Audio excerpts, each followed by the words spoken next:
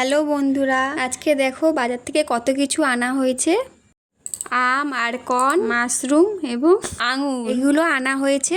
মাশরুমটা দিয়ে আমি chilli mushroom বানাবো। এই ভিডিওতে নয়, সেটা অন্য একটা ভিডিওতে বানাবো। সেটা দেখতে হলে সাবস্ক্রাইব করতে হবে। আর এখানে দেখো আঙুর ফলগুলো কি বড় বড়। আর আজকে বানাবো সর্ষে ইলিশ, তার জন্য ইলিশ মাছ নিয়ে নিয়েছি। আর এখানে দেখো ভাত বসিয়ে দিয়েছি। দেখো বন্ধুরা, আমি এখানে মাছটা ধুয়ে নিয়েছি।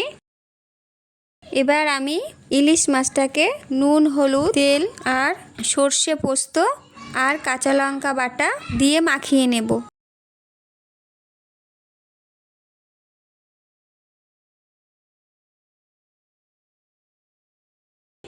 এদিকে আমি বসে পড়েছি আঙুর ফলগুলোকে নিয়ে ছেলেকে খাওয়াবো।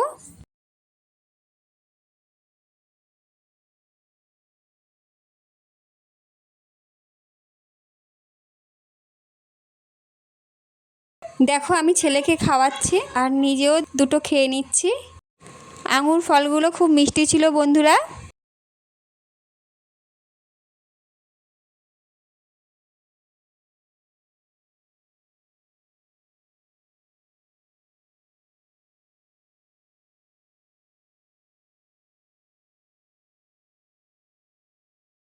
এবার চলে আসবো রান্নার দিকে।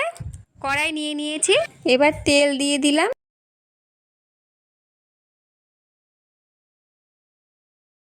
যেরকম প্রথমে বলেছিলাম, মাছটাকে মাখিয়ে নেব।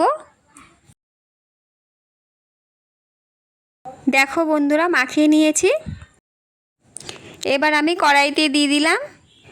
আর এভাবেই আজকের ভিডিওটা এখানেই শেষ করলাম।